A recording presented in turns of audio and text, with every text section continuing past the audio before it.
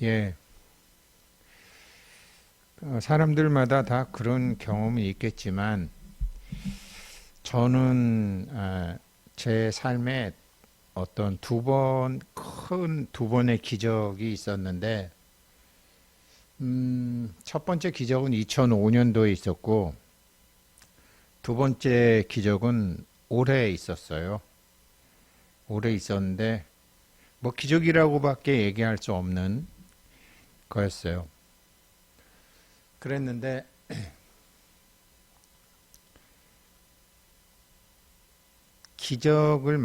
만드는 기적이라는 조건을 만들려면, 기적이라는 조건이, 제가 그래서 두 번의 기적이 있었는데 그 두 번의 기적을 가만히 생각을 해보니까, 첫 번째 기적은 외부적인 어떤 사람이 터치를 해줘서 그 기적이 일어나는 것이었고, 2005년도 기적은 어떤 사람이 어떤 것을, 제 안에 어떤 것을 제거해 줬기 때문에 기적이 일어났던 것이고, 올해 일어났던 기적은 시간이 무르익어서 생겼던 기적이라고 생각합니다.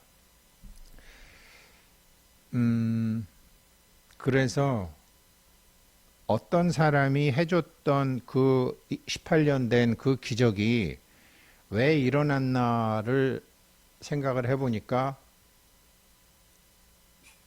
오늘, 그러니까 지난 시간에도 말씀드렸지만, 자기 안에 위장 감정으로 덮어뒀던 그 위장 감정으로 덮어뒀던 자기 본래의 마음이 드러나는 순간 폭발적인 기적이 일어나는 것 같아요. 뭐 기적이라고, 그래서 제가 이제 오늘은 이제 차근차근 한번, 제가 지난 시간에 하려고 그랬던 것처럼 한번 말씀을 드릴 테니까, 이해를 어떻게 하시는지에 따라서 다를 거예요.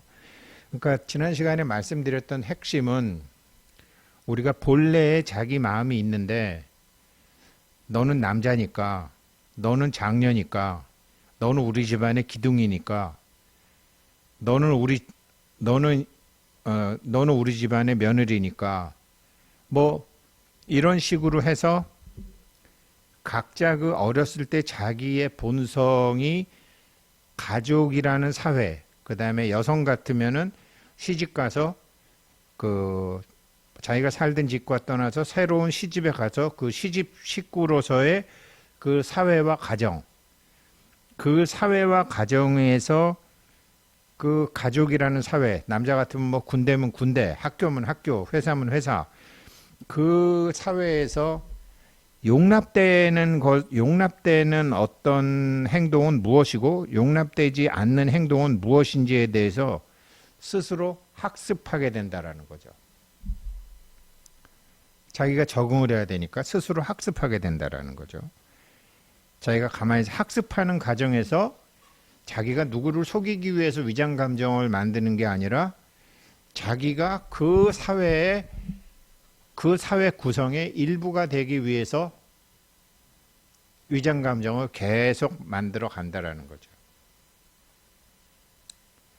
그 위장 감정이 나중에 자기가 원하는 것을 이루고자 할 때 걸림돌이 될 것이라는 것은 꿈에도 생각을 하지 못하고 그렇게 한다라는 거죠. 그래서 그 사회와 가정에서, 그 사회 속에서 용납이 되는 것은 포용이 되고, 그 사회에서 용납이 되지 않는 것은 배척이 된단 말이죠. 그래서 인정받지 못하는 측면은 계속 억누르게 되는 거죠.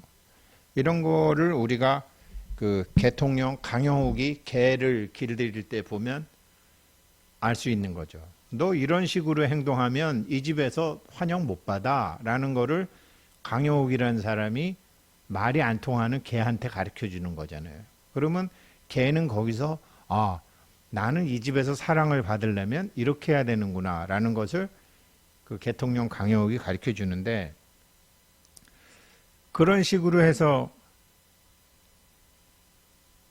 그 왜 저 몰랐거든요. 왜 이렇게 예전에 강아지들 보면 여기다 플라스틱으로 된 빨대 같은 거 꽂고 그 왜 하는지 아세요? 그게요. 순놈 같으면 내시를 만들고 암놈 같으면은 그 아기 못 낳게 하려고 수술을 시키고서 그러면 아기 못 낳게 새끼 못 낳게 하고 수술하면은 걔가 막 핥을 거 아니에요. 걔가 그 상처 부위를 핥지 못하게 하려고 이거 하는 거예요. 참 엄청나게 잔인한 거죠. 예전에 소년 아이들을 잡아가지고 뭐 서태훈이 칙천무늬 같은 여자들이 했던 거나 남자들이 정복해서 여자들 또 그렇게 해서 했던 거나 그렇게 남자들 성 노리게 삼고 여자들 성 노리게 삼으면서 자기네들이 원하는 대로 하게 하기 위해서 참 인간이 개들한테 그렇게 하는 거예요. 그렇게 해놓고 개 죽고 나면 뭐 49제를 해준다는 둥 무슨 천도제를 해준다는 둥 난리 버거울 지기는 거예요. 그러니까 그게 이제 그렇게 해서 개를 자기네 가족 구성원처럼 사회화 시키는 거잖아요. 개의 본성은 무너지는 것이고. 개가 본성대로 개의 본성은 짖고 막 이렇게 뭐 이렇게 주변에 오줌 넣어서 경계 표시하고 나면 개 암 걸립니다. 개가 사람 걸리는 병하고 똑같이 치매도 걸리고 하는 것은요. 개를 인간 사회에 맞게 사회와 가정에서 만드는 그 스트레스와 노이로제. 스트레스는 자기가 익혀오던 습관대로 하지 못할 때 습관대로 해갖고 앞에 문제가 안 풀릴 때 스트레스가 나는 거고, 노이로제는 아직 오지 않은 미래가 지금 자기 방법이 없을 때 생기는 거거든요.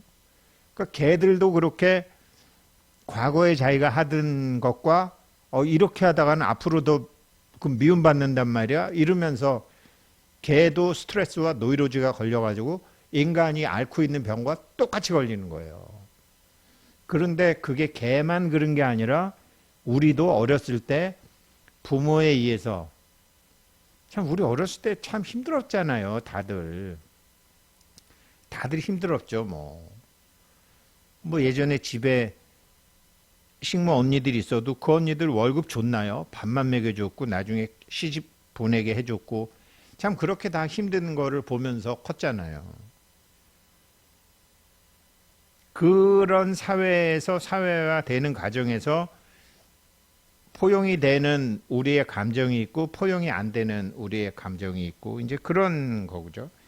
그렇게 해서 인정받지 못하는 측면은 무슨 수를 내서라도 우리는 그거를 끊어내고 없애고 말소하고 덮어버린다라는 거죠.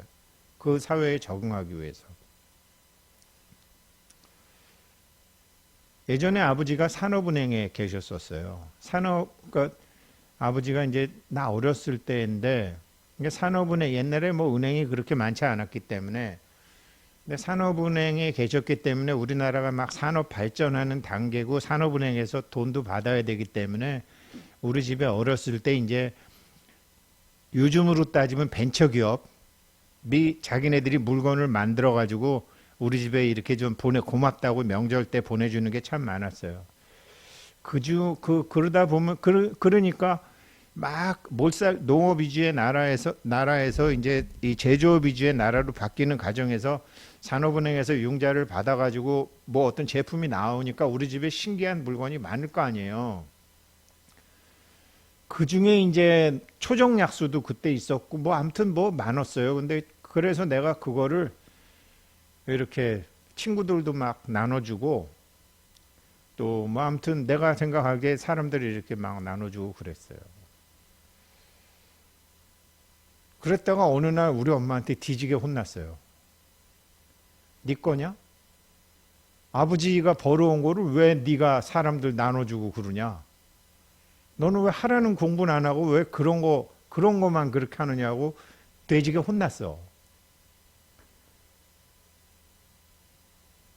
예를 들으면 그러면 그러면 안 되는 거구나라고 해서 나는 사람들에게 우리 집에 그냥 많은 거니까 사람들 나눠주는 게 내 마음이었는데 그 내 마음은 덮여줘야 되는 거 아니에요.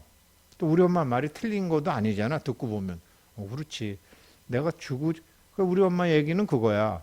네가 남을 주고 싶으면 엄마한테 허락을 받든지 아버지한테 허락을 받아야지 왜 네가 막 나눠주냐 이거야. 하라는 공부는 안 하고. 그런 식이었거든요. 그러면 나는 내가 참 장남으로서 이러면 안 되지. 듣고 보니까 엄마 말도 맞네. 그래서 나의 본성을 덮어버린단 말이죠. 그러니까 그 사회에서 용납이 되는 감정은 잘했다 그러면서 부추기게 되고, 그 사회에서 용납이 안 되는 것은 어떻게 해서든지 덮여져야 된다는 거죠.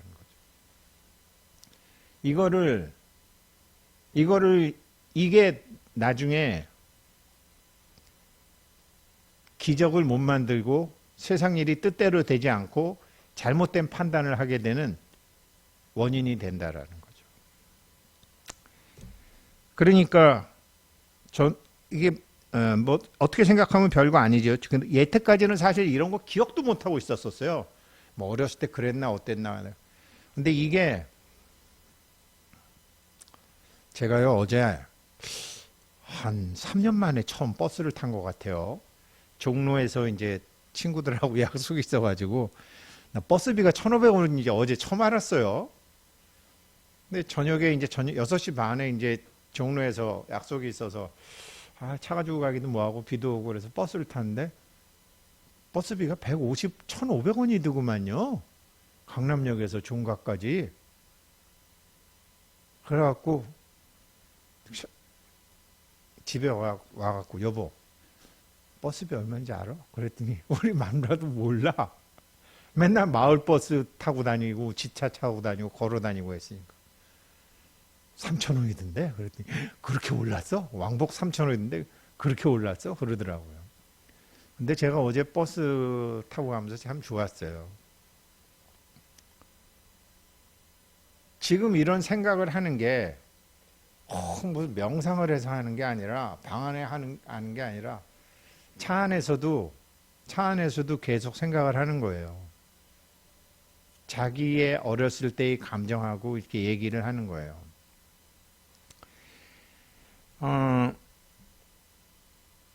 그러다가 보면은 이제 이게 생각을 하면 생각을 할수록 이게 더 많이 나와요. 근데 이거를 하면 가령 뭐 지난번에 제가 이런 수업을 했는데 이런 수업을 듣자마자 자기에게 그날 그 자리에서 떠오르거나 그날 당일날 떠오른다. 그거 트라우마가 있는 강력한 거예요.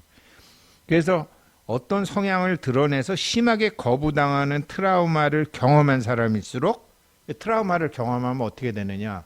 자기 안에 또 다른 자기가 생기는 거예요. 내부 분열이 생기는 거예요. 불교를 공부하든지 기독교를 공부하든지 하나님이라고 그러고 일심이라고 그러고 이렇게 전체라고 그렇게 앞만 배워도 이미 자기 마음에는 자기도 모르는 사이에 분열된 자기가 있는 거예요. 이 분열된 자기가 있는데 심각한 분열을 경험하게 되는데 이 심각한 분열은 어디서부터 나오느냐? 트라우마죠. 그 제가 다른 고민도 많고 뭐 자식, 승진, 돈 뭐 여러 가지로 이런 고민이 많다가 보니까 다 잊어버리고 있던 거를 버스에 앉아갖고 30분이라도 이렇게 생각해 보다 보니까 어렸을 때 초정약수 가지고 엄마한테 뒤지게 혼났던 그런 게 생각난다라는 거는 그것으로 인한 트라우마가 저에게 있었다라는 거고, 그 트라우마는 지금 내가 찾아서 이거를요 어떤 무식한 스님들은 뭐 와해를 시킨다고 그러고, 어떤 또 이거를 이건 와해시키는 게 아니고요. 자기가 그게 만약에 그게 언제 때인지는 잘 몰라요. 근데 기억 안 나요. 초등학교 한 3, 4학년 정도 됐겠죠. 3, 4학년 정도. 그것도 내가 생각해 보니까 그거를 내가 내 친구를 줬는데 그 친구가 지네 엄마를 줬고 그 엄마가 우리 엄마한테 자랑을 했는데 우리 엄마는 그 사정을 모르는 거야. 이거 승택이가 줬대요. 우리 집 애가 그래요. 우리 엄마 모르는 거지. 그래갖고 나한테 화풀이를 한 거지. 화풀이라기보다 이제 그런 거지. 근데 그게 내 기억에는 덮여 있었는데 이런 공부를 그렇게 오래 안 해도 생각했다라는 거는 트라우마라는 거죠. 그 정도 되면 그렇게 금세 드러나는 정도는 트라우마로 자기 안에 있었다라는 거죠. 이 트라우마는 자기 내부에서 심각한 분열을 겪게 되고 이렇게 해서 자기 내부를 계속 분열하는 게 여러 자기 내부가 생기면서 자기 자신의 일부이잖아요. 그때 뭐 3학년 때 감정이건 그 고등학교 때 감정이건 신혼 초기의 감정이건 아기를 낳고 나서의 감정이건 뭐 시집 와서 시어머니와의 어떤 감정이건 시누이와의 감정이건 이런 감정을 겪으면서 자기 자신을 분열케 하고 거부하고 끊어낸 결과 거기서는 그러다가 사람들이 어떻게 되냐면 자아가 분열이 되니까 외로움을